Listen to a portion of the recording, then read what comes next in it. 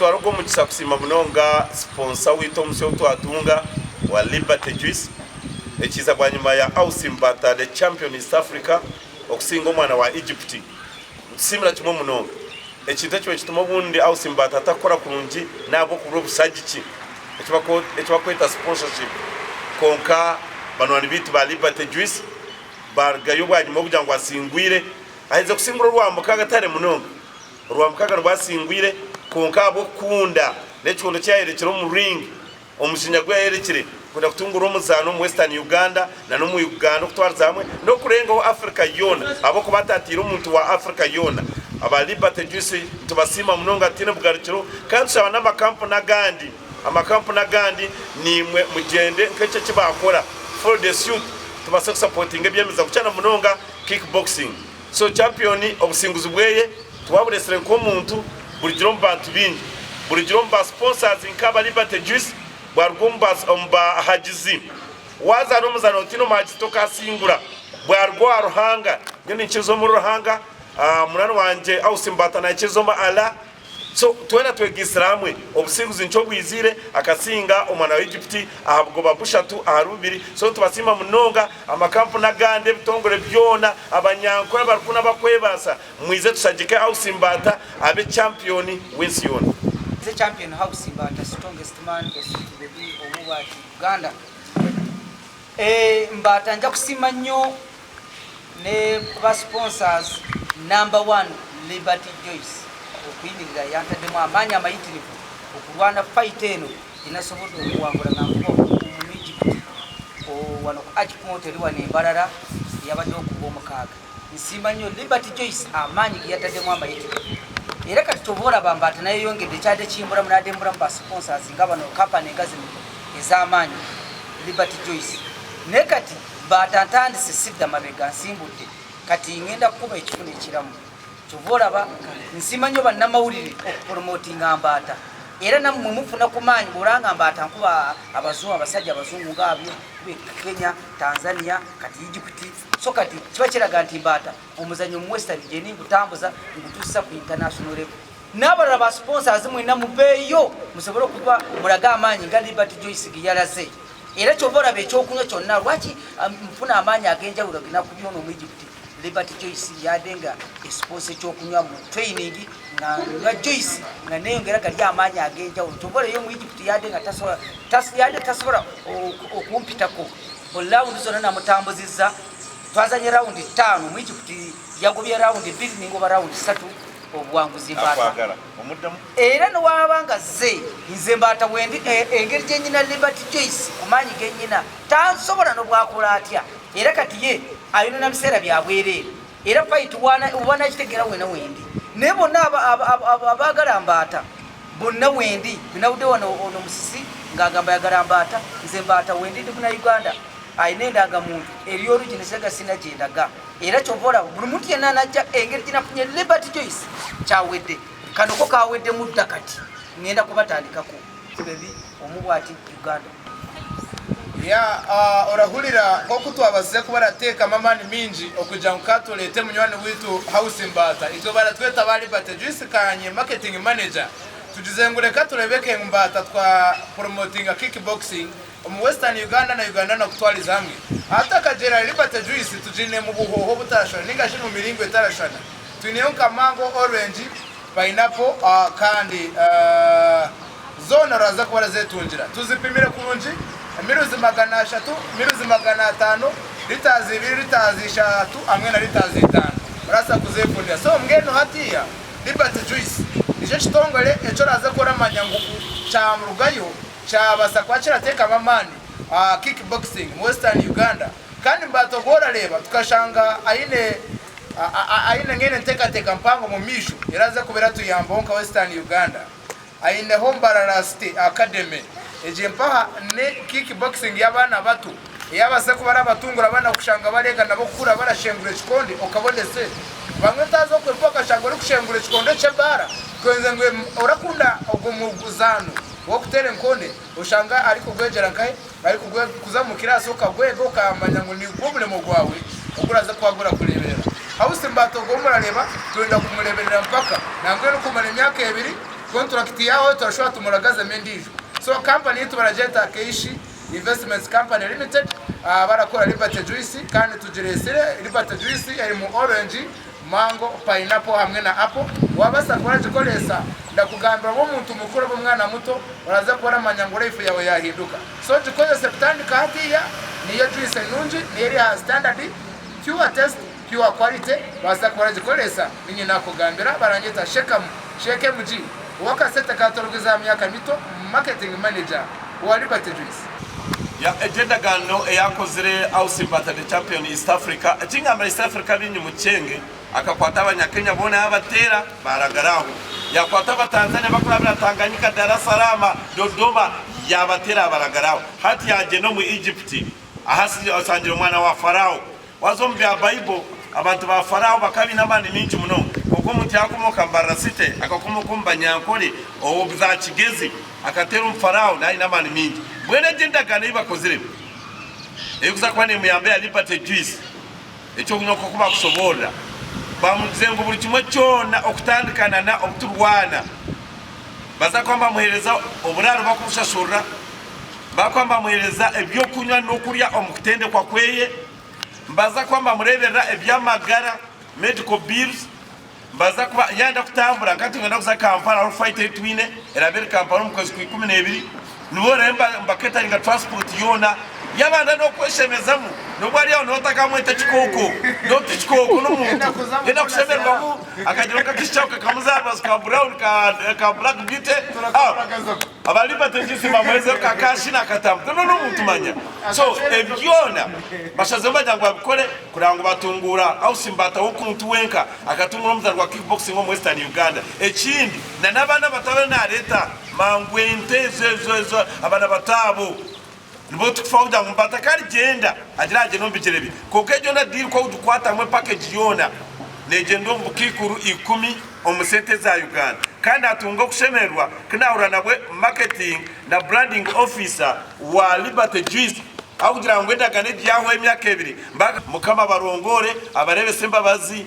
zenyine zikuchirayo amiso gemba bazago buzima baryokwe munywe Liberty Juice aba family abato abakuru abokuba cyabishtongo cyo kubanza kuryo gusupport ya kickboxing on Western Uganda wabo tachikozere mazima nobo ino makenu na nabakikuru bajinyo n'abagurusi bajinyo nabayamba kujoka hangale mendijo myaka yankigana ushanguri kukisamu nigana 20 kirabasi abwari Liberty Juice agaza makashaka machabasi n'abachara abagaro kwagara abasajja babagale ku nsonga z'oburiri mwino kunywa Liberty Juice bobango ino omwana ozadde omwana ine embiri zimyuka mwe Liberty Juice ojja kola ngembiri zifuse black apuna amanyi ngamba ekigambo lichi Liberty Juice ekigambo Liberty Juice Ausi Mbata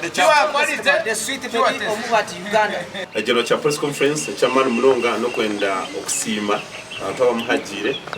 fight ya mani yarigiremu akasingura omuzungu kwa Africa bakuga Egypt Karim Hassan. So omugenda chintu saba twahura Mbata nko mugambi deni magambe n'amakuragana gakurataho bize ronka rugongo bayimo ko rusinzi bw'amani umurimbarra kinababwe bakajamba kumusupportinga kumara imyaka 2 details nsako ntubitambwa nyuma abazukira bitaba Liberty Juice. So abubire kugira gutakaza kugenda ari munonga Ausi Mbata champion asingire Karim Hassan ku Egypt abone ubushatu ahari bubiri akasinga round 3 zo kubanza deno ibire za muheru bamukiza hamani so za bishatu aribe bakambazana round 5 so bamurangera nko musinguzi wekirecho karizo bari rwa mukaga 2019 kwezi ku 10 au 11 yabasa kubanwa umusinguzi. So Ausi Mbata ejit fight akagereka tekakira kunje munonga abamaze ubwira ba COVID-19. So it was like a test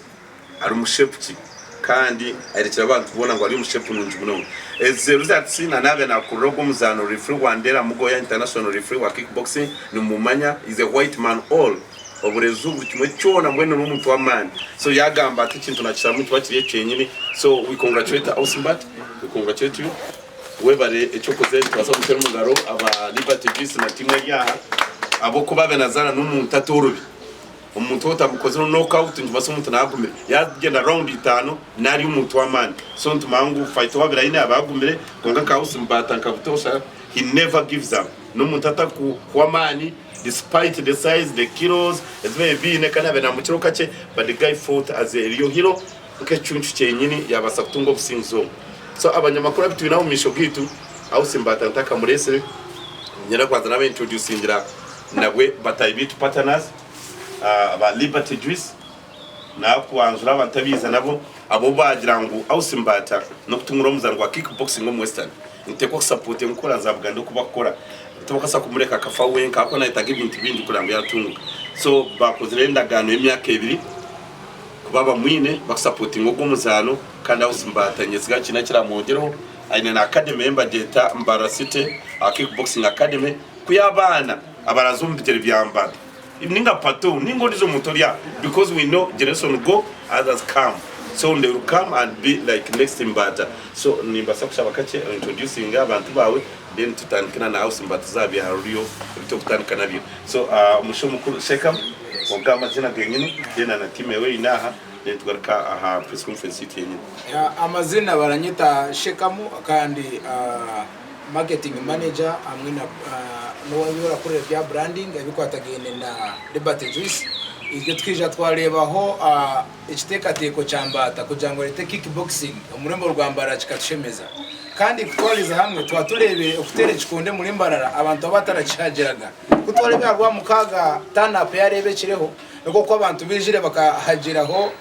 Mbata ariko gwana no mu Egypt twatera mu ngaro twaja Royal kogo mushaka umuhereze contract yo kumara imyaka 2 ari ambassador wa Liberty Juice so Liberty Juice twaturashaba n'izindi company zikatu yambaho twabasa kwa turakwatagana kugira ngo twatirireho Mbata okugira ngo kickboxing mu Western Uganda ekagaruka mamani Mbata kijana leo record yeye akija yatira hogorora atira abantu binje ogumushago mpaye n'imigisha myinji Mbata because buri mutono warabugana ali yayo win so chikanshemeza munonga kandi yashobora ko ineho Mbara City kickboxing academy twajangura kana yo tumuteke mamani minji kuja nabana bato bakure baragira ki baracetegereza so Liberty Juice nganye marketing manager tina tamburanyenka nyineho sales manager nyineho nabana bakwatagene no mu production bona bari hanuya na uri abaramweta Sofia kandi uguno warakora bya sales ya Liberty Juice kandi ubwo mpa nomwe abarabarawera naho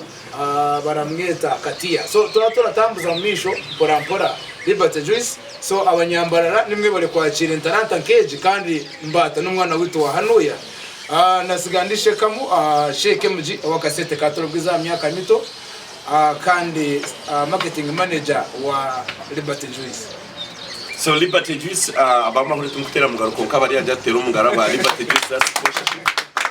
ikintu mu Western Uganda abanyako nimbagambira bakundeba abanyako twine ikintu cyo kutakagira abantu bibi kongo mutarga ka supporting you have been in sports for over 15 years kongo mutubya kwa supporting ukurana na friend match takachukora so ikintu mukoze ne cyo mutano munonga thank you so much narabande nyijamba kwegera ari imwe n'ujya musano mu rushaga marwa kabari mbaza supporting baraza guteka Ausi Mbata simo umusocera witu niza kusima ko uguno umusocera witu aruna bari behind it konka bashaka kwasagambira nandashaba n'izindi umubwati Uganda imbaza kusima munonga n'aba Liberty Juice kwemera kwasa kutungura academy yanje ningo kutungura Mbata base kwemera ura kumpromotingire Mbata mukamuya amacha mukamusha international level ningira mukamutakwasa kucisubire kitakwasa kubokushanga abazungu bizo muri Mbara so ebara byatanika kora ki byatanika kwiza cyo kwenda Liberty Juice yabasa kurigayo kutekamu amane mingi umuri Mbata nico kureba akamunya kinyine ningamana ginyine Liberty Juice cye base kora mana genti iremu kubasa kusinga fight age ire ni kisima munonga mwe bari munonga ngarka a fight imbase kurwana Mbata fight numanye yindikiri Mbata nkatandikira amacyandu kuzana na abanza bana Uganda na atera na rugumba na Uganda na za Kenya na za Tanzania hati imidide na rumba Egypt na atera so omuzungu arizuru munjeri yona yatakagama ngumangu nakora ki nyom omuzungu mbire mpora guma ni muchona mpora kugoma round yo kubanza mpora ni chona kageza kucyesha kuza kuyeswe ko bwira bwe bwakozere ki bwasesere Mbata na winning a fight. So ahakura nasaba asabire rematch nibenda bagitege Kampala ubanze Egypt nize kuzayibona ndiho Mbata dine nkuze abenatekateka muna basakwato musipi agutware Mbata musipi n'intamu hakwa Mbata ubwo musipi ko nyangu Liberty Joyce na tine bintete kabineteka musipi ebyo bisipite bikore kanti Mbata ndi champion. So wale nabo kwata kabire kura cyo cyoreka Mbata nakora ki tindi champion. So nicyo kureba ngo ebinteka kufa muno kureka kana yongera na lete bindi era nicyo kureba ngo mbeni pura mu barundo basa nakaje musisi asabire ngo naenda Mbata ninyenda ogwo musipo gwabira yine akwata guteka onte ko gwanje nakonka tuwari ijuru suwa diyo buri muntu akwiza kwenganga Mbata ndrede kureka muna basakora ki kukuye kasasiro yona so atinaza garko mu Uganda no manyata abanyakuri nyenda abaganda bacenge ekitukubantu kora ki babutunge amanyaga ngeze champion Ausi Mbata strongest man the sweet baby omuwati Uganda kakati nakubyo mu Egypt yakabi nakaba bazigana gamantante uraba Mbata imiri denze manya babanzibye omu Egypt namuje mu round esoka ngabwe mukuba point ngazikwata nati namutambuza zambarira yona nabagamba abo mu kizungu tumutawari na kujja musajja ngena kumutambuza mutuse mu chapa dine mutambuze one abantu bona barabye umusajja mu round yo kutano nini kagwamu so ne nataliko kama tatemba atagora manya babanzi bya musajja namukubira round atenga mukuba point ngazikwata yasinze round zino biri eza December yatandikide ku round yo kusatu ne yo kutano na round esoka najigobye ne yo kubiri ne yo kusatu yatandikide ku yakuna ne yo kutano so kati judge yagenzo okuraba ngara Mbata amazo okora ki okuridinga fight ne bamba fight ne kora ki ningisinga ne yasabye rematch yasabye ayagala tikiri mu Kampala bagiteke kenze Mbata wendi bagamba ati Egypt njagenda yo nabana abalala basabye bano ba musisi koko bwe nagana bajaga matati Mbata gora batyanze Mbata sitia natuko kurwana gora mu Kampala kitawe ateka kati nsobo kutia buno bunyanyankuru buno bwavude mabali umanyika to ububo bwera bunyanyankuri ubu bwoko buto so embize Mbata ndise gwanga ya rudyo ze nasaro ubonana aberanga avaye nja kumurya umayichi yayibo banga kingi nayingira mu Kampala byayi ubukoko bonene wegarira buki mu nyumba so mbakora ba sponsors Liberty Joyce mwebale nyo kwimira kusanga muteka mu Mbata amanyi manyi binakosiza amanyi gadi Liberty Joyce bane nice mukama katuna nani bade mumpa ni nywa muno kunywa ka Liberty Joyce bakwecho nondoza kasumuru manager wange kasumuru bouncer wange umanyi katona bouncer wange abera kubyaki kubyagundu kubya security bokuno kushuka itukunywa no kunywa nzenjuwe bwi nati kamanji ga vuddi banaye mureke nyo ku Liberty Joyce eno koko amanji gavude ku Liberty Joyce abandi bategavu kuba muganga Liberty Joyce ekoleki eberewo koko yatademu amanyi kati iyo yasudda academy kakati mwesa bade bamanyiti Mbata omuzanyo ngobera munzeka naye abantu batandise okola nti Mbata omuzanyo agutambuziza so lwaki banegaseko ba sponsors ekyo kiraga nti ki omuzanyo je guri gutambula kati lwaki mwe bannamawulire era singa namwe muberanga mu promoting Mbata bamukota bandi badenga mujja wanu ne mujja kulwagamba Mbata ebintu binakoze era mbasima nnyo Katonda abayo kye musinga okwagala koko ma promoting Mbata Uganda yona nagimenye ebweru nawe menye wono kuziza Africa zino okuba omuzungu gora bulijjo mwadi mulaba muisa bubi naye nasabye nnyo mukama Katonda abanaye muzungu ntambisa bubi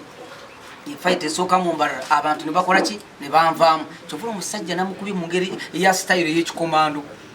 era fight ninji winning era kati ba sponsors muveyo banaye muletere kimuddala abazungu kati ntandisa abazungu kuba kyenjagala muletere kimuddala abazungu none yasabye wendi sinagendaga abazungu yalogedde obate yalogedde ate ora president Museveni yatugamba nagamba nti mu abantu bayigirize ennimi zaabwe Oluganda n'olunanko ate ngenda kulaba uno atandika kugera ebintu bitategerekeka namugambe njagala nkube otandika okukola okwogera olunanko tiyalwogedde nalimwogezeza atayogedde bingi nnyo ara abantu bakyabitegeera abantu batukugamba bakubye natandika okulwogera era yakkiriza nti nakoze ki namukubye So ebibuzo bya Kenya no banti Ochebe yabo Ochebe wenyine yamutina bareto wa Egypt twamutera Mohamed Salah musome mureko gamba Karim Hassan atire Mohamed Salah ako Egypt mu mwanya wa Mohamed Salah so uguyana asafutana ko muzungu recorded tutwache no muntu okuyiragura mutwendo muzungu tubamareyo tubone garaka bira gusubwanyuma so hatu twakwakira abanyamakuru introduction you to be going with the questions now kubanorga just to summarize about time konka Ausi Mbata the champion, the guy never gives up nyoka salamu kumpromotinga it's about now 10 years ago nkamushanga arukosa jimu eyumpiro gukuzira gwe motoka akati nebibukuremera muri kura bya wita ate bukuremera akana kose kipira cyukuzire just opposite former radio Western. I found the guy but I looked at the talent and this guy has a talent na muretu mutaka ine kilos kinana kesa kisa iron fist ogwakari muri it was around 58 na mujyango teko kurwana nawe turebe no buyakuteri kuko tumena no sakora wa kesa na nyumba ba mwesra fightage yabura no kubura arukutira kugira ngo ugu na sakushara mwamushara akwe cyamukoze tari cyebo so nka kesa ni kunda munogo a good fighter but this guy akarwana no muto gukiza kiroze kesa yikeza ngo is a real champion so twatugamba we are talking with the champion and sponsorship which I think first of its kind in Western Uganda. So we have Tiambo Kache. Yeah. Before he comes, one package 2 years. Ram Edwin. Package 2 years. Then 2 years. Miaka imekuwa Chigamba. Burukujira fight yona. Yana zoom training. Ebyo kunywana biye. Mpaka sura accommodation. That means money. Echokuria. Byona muri preparation zona za fight yona. Kumara emiaka ebirege yona. Right off from even now. Yaja tomorrow in a fight, immediately batacho kumushashura mpaka muhero. So it summarizes the question. So and whether it goes above that one, Bob already within 2 years, and which is subject to renewal. Nechogar kamukuiza mwenu busia endaganejo mpaka kuranga Mbata ya tungurumza kwa kickboxing. Actually tuja Mbata wenko komuntu. Just no kutungura na nabana bato umwakademe bambetaga ibintu aba bandi bate juice mbako abaro kongo nasa kongeraho ebinde bikwatana na package nkanye sheke muje marketing manager wa Liberty Juice Mbata dire yitwa base kuba turakora kuja tukakwatagana aha cyo kurebeka ngo twatungura kickboxing mu Western Uganda tuchirize ngene buri kwezi aine ko barabona sente aine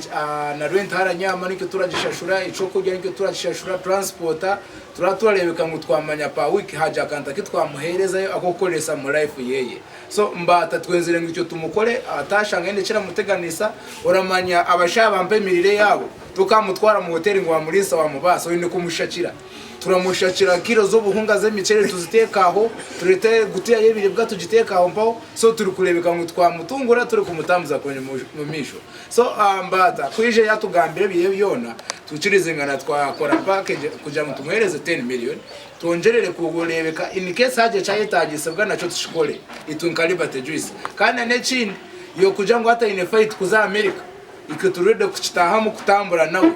haraje ngona in fight buri kimwe cyona niko turachikora so Mbata woni kuzariya akombe kenyama akasaze misa akasaze mbaju asigara kasindike chikonde endure kashechere ngo mugacubwira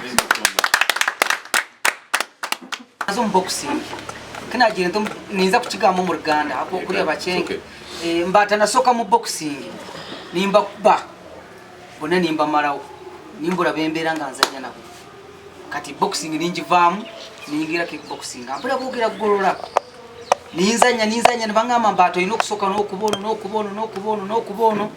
deni otuke ku grade yachi ya gurura nimba kuba na mara okuboko bona nimba mara yo Mbata ningira kickboxing nintandiko kuzanya nintandiko kuwangura bine ibintu ebiri wano MCPG so omuzanyo kwa kickboxing ngwagala nnyo kuko omuzanyo wa kickboxing guri ku market ya amani ogwa boxing tuguri ku market ya amani nze njagala olabe wano mu Uganda tukukyatambula nnyo ndobo ogenda ku mawanga g'abazungu kickboxing etambula nnyo so lwaki omuzanyo kwa kickboxing gwagala ate ngwagala nnyo chobola boxing yo bunakuba abantu ngekwa omukyo kutta abantu atambaka ko kungwira n'amayinja tumusange nga akutte jambia Mbata yakubiye mutabanyi wange ngendo kwite kunyensa ngo mutakutamanye nga wayi kanguve mukanyingira kickboxing ni nyingira kickboxing kichanzi cha muzanyo uko Bemutakaragira iguru gamba aha cha COVID-19 ku affect nesta ubirosa kumutera umuround yo kubanza no ka utukoja mutwaje mu COVID-19 tukitemu mbandi yo COVID ne yingirewo biyayingira buri muntu yenaduka nagenda mukayumba twatwekeke tugenda kwa mundu zezijja ntate ubutwadde bwaze mubereye tuwabakajja ntugundira umukurembeze w'egwanga buri muntu nakwa kinabere chobora COVID yatuyisa bubi nnyonnyonyo okusanga ngo abemizanyo byona jafa katobora tujuzukusa tobora Liberty Joyce uyaze n'amanya amayitiribu nesituro umuzanye nukora ki nukuvayo cyo tobora Mbata nsimbudde sidda mabega ngenda kuba ekifune ekiramu. Thank you so much. Motion some fights so umutiana achiza kilos na nichichizwa federation even when you are promoting a game like NKORE is the number one manager wa Mbata konkagora nyoni nchiriza ile cyakuriye munonga kickboxing mu Uganda alongside Mbata there are only two names in Uganda one ugamba kickboxing Ausi Mbata the champion of course na Moses Goro of Uganda so Moses Goro wana nagwa tunguro muzano ndetse ko mu cyange cya kabari ari muzano bokuteka ngwakwa no mukiza cyo geta non title fight so no bana yikizwa muzanama as a promotional nare cyo kutungura sitavuga no kurwana chikopo cyenyini ninga nk'HCP expression cyo kutambara na kilos and some other requirements needed by fighters so in most cases it's exhibition and promotion then echa mwero cha shakapitama Great Africa na Farmers TV yanabuza ngu umuzano bazane nawe twagira umuzano waza nawe tuwe wenyina mwarebe bona mbarga Egypt we waja mutaramurebere konka bona mazima abo kuba Karim Hassan n'umwana wa military n'umusirikare twakira amuhiro azi mukutandika utabara bigambira kubishobora kubakira amuhiro bakwiza kuza kuzana bashanote kubukagenda na military ya Uganda ebakweta bilateral relationship wejo na abakomba Colombia security so it needed a lot of stuff actually chokurangu na fight can't allow join zai kurangu it's going to be hard for him to arrive here so kuyabire hebyo twaronda umuntu atari attached so much to military kandi abe na kickboxing actually kandi better than that one even Karim that's why we are fearing umuntu widu basano kumutera unkato nagambira fighter wanje ogu client bechuko wabiro murwane no rwana abanyako bine kiba kwamba gamba ngo wazwiro bato kutina ki so baja kabari to kwangwa because visas katunge bizubu abanzo gambe na kamanda wa Uganda mbya military bazo kumwishiriza abakina iza kunu mbamba bine mu security zo kwambira ricenda muninja so ogogo Karim yasagumayo bareta Mohamed Mando ori musemu academy yeye yogumana hakurga so yabanwaza so it's true nuko cyabiro but it was due abwa songa za security dene cyano gamba acha okwibera akwaja n'abahazi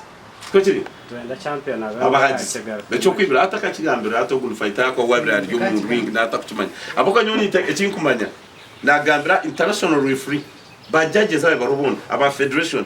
basoza 3-2 in favor of Mbata so nchwachi manisa kwa bari yo kumuyibira na neza round zibire za muheru ya kana ya katano bakamba kumuyibira so nchwachi manisa ngo Mbata kamutera Mbata kurya kakose no kubanza okutandika kare umuntu mahago no gutandika kare saka kora karisha tu by the time this guy started looking for a knockout by the ba olebiro gomuzana akaba narunda knockout bushayo and when you are looking for a knockout umuntu akutera points mbagamba nothing kandi knockout wotayitundira mbakusinga so ahabanje nkabaneja fight akagisingaje batamwibira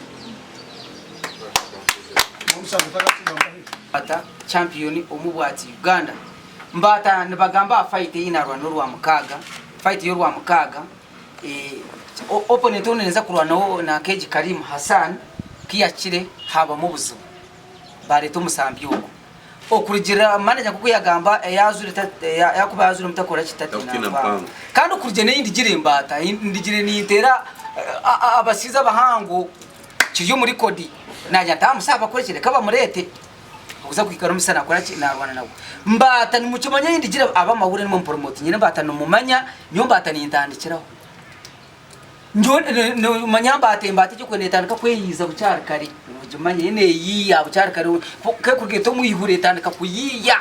Mbata katandika kuyiyo musiza mu round yo kubanza namu yiya naji wininga namuye twazumu yakabiri naye najuwini namuye twazumu yakashatu naye nakwati najuwininga hati nataka kumani squad ngani nageka chempora mpora yagobo bubiri hati poi wa round 3 n'ibiri no hakubasinjiri na wazo video okajetegereza umushaka mutambaza round zone akaba professional wakore ba my weather ba pakiyo nkamuzanaje professional mununga mumutwe na yichereza nkamuzana atawo mugwa nza kwenda abantu batera urwari muchona hati mwina ntere achika chini magara kuba yachika chenda abana Uganda njagala bakakaso omusajja namukuba bulungi nnyo so bwabangazi ne sawo yasabira match njikiriza kala planning match ankube no count ne musajja nakoze eki namubye so kakati zine sawa ate kati nyonya balala nze Mbata ni muna Uganda sina jendaga buli muntu yena yavude ayagala Mbata wendi sina jendaga nze kyokunywa kyange bampadde Liberty Joyce ngenda kuba ekifune ekira nze Mbata maze bye byange